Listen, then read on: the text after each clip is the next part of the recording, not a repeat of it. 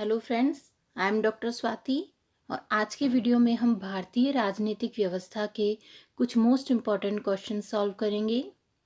चलिए स्टार्ट करते हैं। फर्स्ट क्वेश्चन, भारतीय लोकदल का उदय किस वर्ष हुआ था? ए 1974, बी 1997, सी 1979 या डी 1967?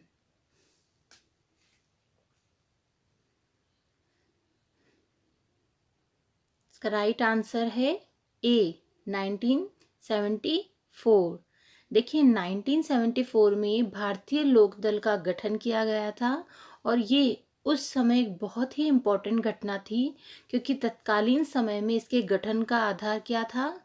ये इंदिरा गांधी की पार्टी के अपोज में बनाया गया दल था और इसमें 7 पार्टियों का विलय हुआ था और यही भारतीय लोकदल 1977 में समाजवादी दल, संगठन कांग्रेस और जनसंघ के साथ मिलकर जनता पार्टी के नाम से मर्ज हो गया था।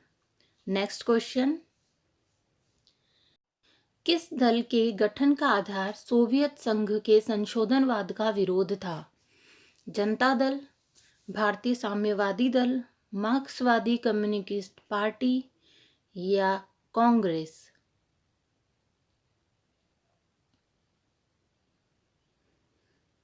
इसका राइट आंसर है सी, मार्क्सवादी कम्युनिस्ट पार्टी। देखिए अखिल भारतीय साम्यवादी दल यानी कि कम्युनिस्ट पार्टी ऑफ इंडिया का गठन 1964 में किया गया था और इसी दल का एक बहुत बड़ा वर्ग था जो कि रूस और चीन में जिस तरह का साम्यवाद अपनाया जा रहा था सोवियत संघ के विघटन के पश्चात यानी 1990 के पश्चात उसका ये विरोधी था। क्यों विरोधी था?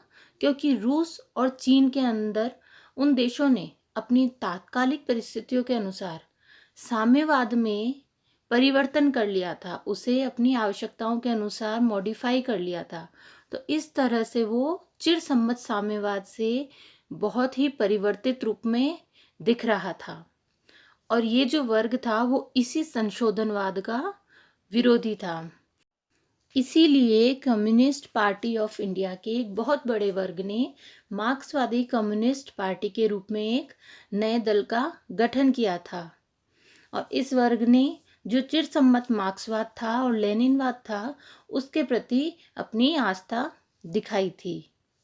Next question, the living public behind the parties, दलों के पीछे सक्रिय जन संबंधित है?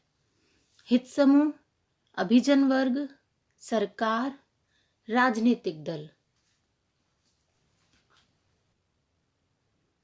इसका राइट आंसर है ए, हित समूह। दलों के पीछे सक्रिय जन हित समूह या दबाव समूह के लिए ही यूज किया जाता है और जो प्रेजेंट टाइम है उसके अंदर हित समूह और दबाव समूह को एक आवश्यक बुराई के रूप में भी स्वीकार किया गया है और ये अवधारणा बेसिकली हमने कहाँ से ली है? ये अवधारणा बेसिकली संयुक्त राज्य अमेरिका या यूएसए के द्वारा प्रचलन में लाई गई थी। नेक्स्ट क्वेश्चन, भारतीय निर्वाचन प्रणाली की विशेषता नहीं है? ए, ऐच्छिक मतदान, बी, अनिवार्य मतदान, सी, किसी भी उम्मीदवार को योग्य ना मानना या डी, सार्वभौम वयस्क मताधिकार?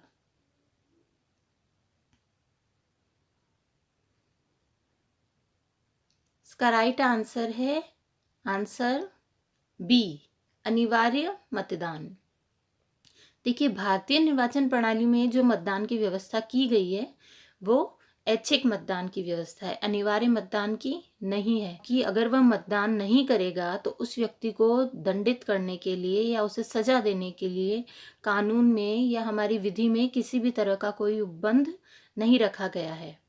और सार्वभौमिक वयस्क मताधिकार है क्योंकि हर नागरिक को बिना किसी भेदभाव के एक न्यूनतम निर्धारित आयु प्राप्त कर लेने पर मतदाता के रूप में रजिस्टर्ड कर दिया जाता है और किसी भी उम्मीदवार को योग्य ना मानना ये हमारा नोटा का अधिकार है। नेक्स्ट क्वेश्चन, उसकी विशाल शक्तियों को देखते हुए यह भय लगता है कि यदि वह चाहे तो किसी भी समय देश का अधिनायक बन सकता है। उपयुक्त कथन किससे संबंधित है?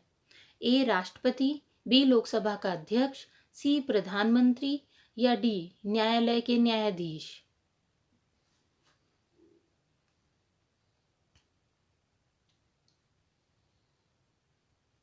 इसका राइट आंसर है आंसर सी, प्रधानमंत्री, हमारे पीएम। देखिए, सबसे पहला प्रश्न तो यह है कि यह कथन किसके द्वारा कहा गया था। तो यह टिप्पणी प्रोफेसर केटी शाह के द्वारा की गई थी जब संविधान सभा का निर्माण किया गया था और उसके अंदर प्रधानमंत्री को असाधारण शक्तियां प्रदान की गई थी। तब केटी शाह ने कहा था प्रधानमंत्री को इतनी सारी शक्तियां दी जाएगी तो वो किसी भी समय देश का अधिनायक बन सकता है। लेकिन देखिए, वास्तविकता में देखा जाए तो किसी भी पीएम की जो वास्तविक स्थिति है वो उसकी खुद की पर्सनैलिटी, उसके चरित्र और उसकी खुद की जो नेतृत्व क्षमता है उससे ही निर्धारित होती है। हम विभिन्न प्रधानमंत्रियों के काल में ये डिफरेंस देख सकते हैं। नेक्स्ट क्वेश्चन, निम्नलिखित कथनों में से भारत में दबाव समूह की भूमिका नहीं है। ए, दबाव समूह जनसाधारण और विशिष्ट जनों के मध्य संचार का साधन है। बी, असंवेदनशील राजनीतिक व्यवस्था के विकास के महत्वपूर्ण तत्व हैं। सी, दबाव समूह बढ़ती हुई हिस्सेदारी के लिए अवसर प्रदान करते हैं। या डी, दबाव समूह के विकास की प्रक्रिया तीव्र रही है।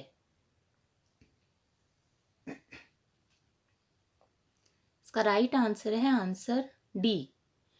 देखिए, स्टेटमेंट ए, बी और सी भारत में दबाव समूह की भूमिका के संबंध में बिल्कुल राइट स्टेटमेंट हैं, लेकिन जो स्टेटमेंट डी है जो कह रहा है कि भारत में दबाव समूह के जो विकास की प्रक्रिया है वो तीव्र रही है, ये गलत है, क्योंकि भारत में दबाव समूहों के विकास की प्रक्रिया धीमी रही है।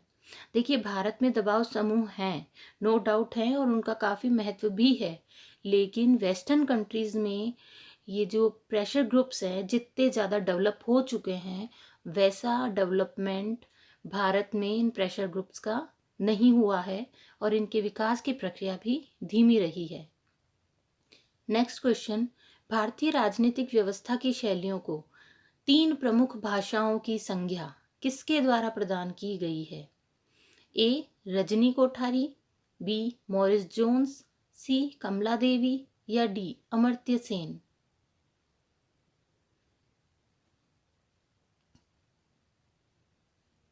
का राइट आंसर है आंसर बी, मॉरिस जोन्स।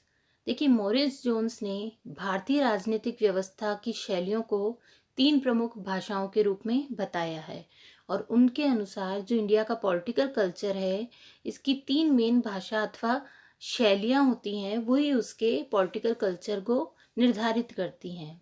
इसमें फर्स्ट है आधुनिक भाषा, सेकंड है परंपरागत भाषा और तीसरी है संत भाषा। संत भाषा पे उन्होंने विशेष रूप से जोर दिया है। नेक्स्ट क्वेश्चन, भारतीय संविधान के निर्माण संबंधी स्रोतों में मुख्यतः सम्मिलित नहीं है।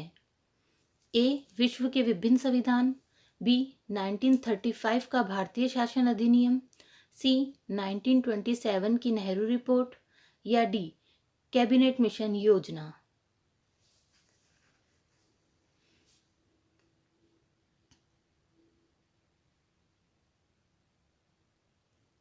इसका राइट आंसर है आंसर डी, कैबिनेट मिशन योजना। देखिए, कैबिनेट मिशन योजना बेसिकली इसका जो मेन उद्देश्य था वो जो तत्कालीन समय में एक अस्थायी सरकार की स्थापना करना था और ए, बी और सी ये तीनों ही भारतीय संविधान के निर्माण संबंधित इम्पॉर्टेंट स्रोत है। देखिए, विश्व के विभिन्न संविधानों से हमें जो उचित लगा हमने वो लिया है और 1935 का भारतीय शासन अधिनियम तो एक तरह से आधार रहा है। जब साइमन कमीशन भारत में आया था तो उसका भारत में बहुत विरोध किया गया था और इस विरोध पर जो उस समय भारत के मंत्री थे लॉर्ड बर्कनहेड, उन्होंने भारतीय नेताओं को एक तरह से चैलेंज किया कि अगर आप लोगों को हमारा काम पसंद नहीं आ रहा है तो आप खुद ऐसा संविधान का मसौदा बनाइए और ब्रिटेन के पार्लियामेंट के सामने प्रेजेंट कीजिए।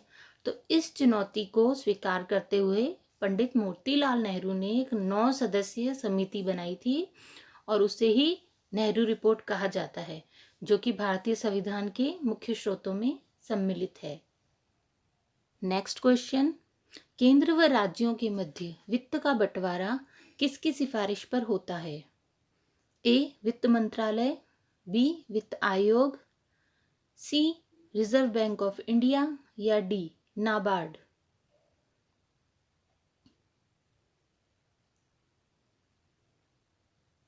इसका राइट आंसर है वित्त आयोग। देखिए आर्टिकल 31 में ये व्यवस्था की गई है कि केंद्र और राज्यों के बीच में अगर कोई विवाद होता है तो उसका जो डिसीजन है वो सर्वोच्च न्यायालय के द्वारा किया जाएगा, लेकिन संघ और राज्यों के मध्य वित्त के बंटवारे की सिफारिश ये वित्त आयोग द्वारा की जाती है। नेक्स्ट क्वेश्चन, भारत के राष्ट्रपति पर महाभियोग चलाने के लिए कम से कम कितने दिन पूर्व की सूचना आवश्यक है? देखिए ये एक प्रीवियस ईयर क्वेश्चन है। ऑप्शन है 7 दिन, 14 दिन, 21 दिन या 30 दिन।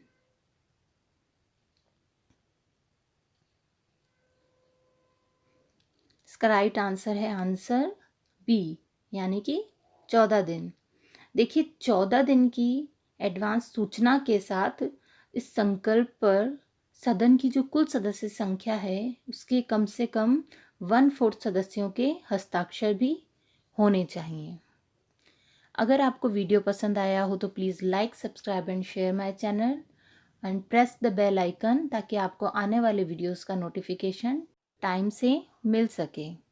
अगर आपके कोई सजेशंस हों तो प्लीज़ कमेंट बॉक्स में ज़रूर दीजिएगा। Thanks for watching.